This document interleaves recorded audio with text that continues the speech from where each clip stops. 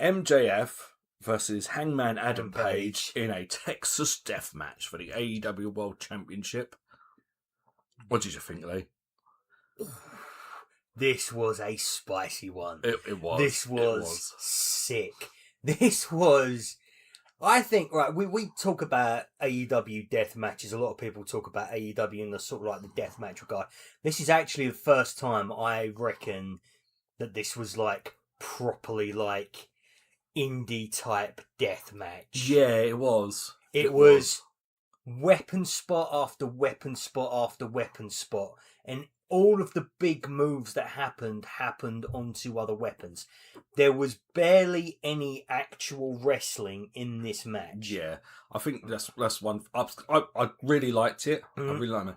I don't think it was the best death match. Text death match. I much preferred Swerve and Hangman to this. Swerve still got that one for me. Yeah. Even the All In main event last year was a Texas death match, wasn't it? Yeah.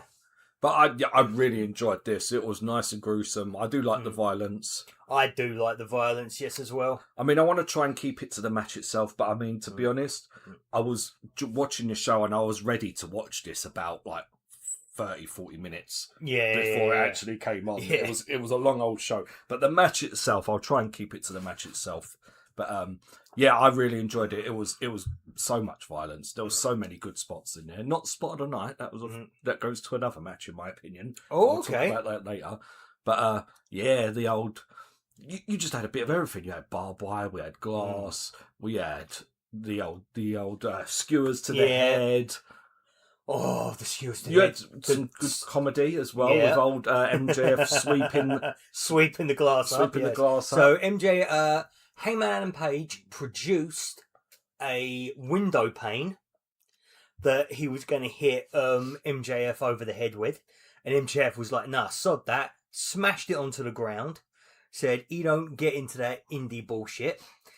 But then the floor was then covered in glass, which he then got suplexed into. Yeah, and to make sure... dragged through as well. Yeah, and dragged through. And to make sure it couldn't happen again, he got a broom and he swept the glass away.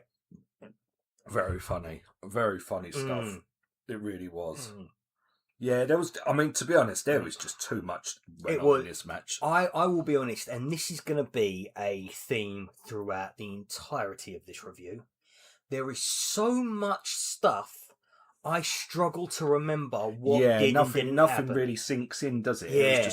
It was just but I mean, to be fair, if you bought a ticket to go and watch this show, or if you paid $50 in America like to watch this show on a pay-per-view, you're getting your money's worth with this stuff. As opposed to WWE, you're getting your money's worth. This is a firework display of wrestling. This is. Yeah, but this match, I want to try and keep it to the match without tangenting too, because we're gonna go through all of this because it was just so good. Top to bottom. But this match, I mean, we'll get into the ending in this match, but I mean, there was one of the spots with the old syringe. Yeah.